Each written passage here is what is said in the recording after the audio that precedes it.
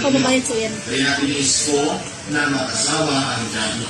Saka nagkwento si Lola sa mga bagay na nagkwento sa kanyang tungkol sa aming dalawa dati.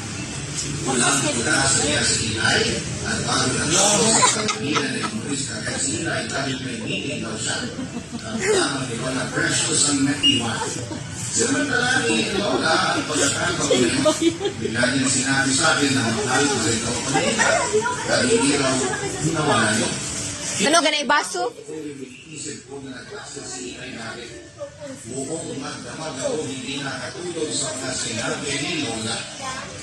Oh, dako po siya, oh. Nabakan ko si Ilay na buksan at ito na niulit niya. At lumabas sa bote.